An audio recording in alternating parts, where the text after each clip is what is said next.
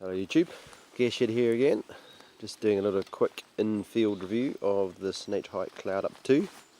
So this is the first time I've had out in proper anger outside, and we're seconded here in this little pine forest in Wales,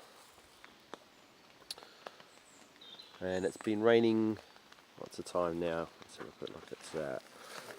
It's 8 o'clock in the morning. Let's have a look at your watch.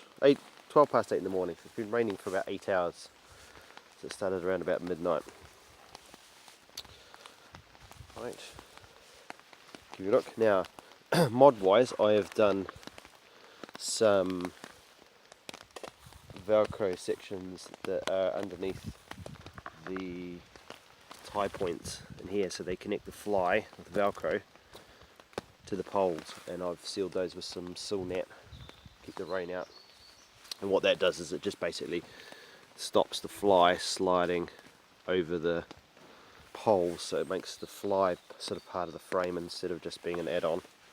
So all these guy points actually pull against the fly, and that's actually pulling at the pole as well.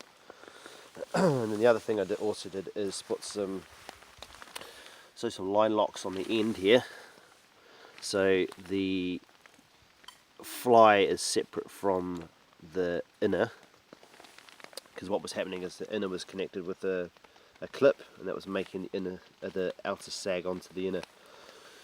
So putting the these line locks on, it's made the tent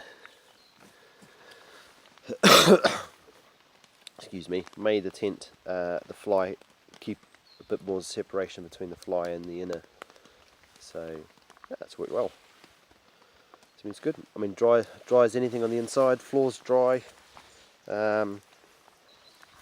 Yeah, but what else can you say about it? That's good. That's what you want to know. Quite a bit of condensation inside, but it was quite warm last night. Warm and moist, so that's to be expected. This thing's got no vents on it, so there's no ventilation at all, apart from what comes up underneath the fly.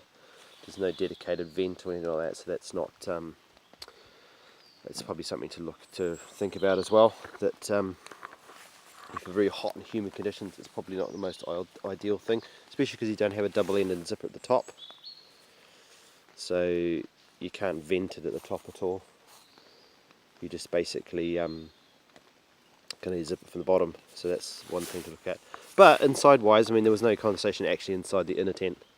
I was dry as a bone inside there. It's just on the inside of the fly, but it's the sort of conditions that tend to warrant that's what happens. So there we go. So yeah, it's good, light, bulk, heaps of room in it. I mean, we're going to compare this one to this Xenos Wild Country one over here. Xenos 2, I think it's called. It's got a lot more room in it. So yeah, so far so good.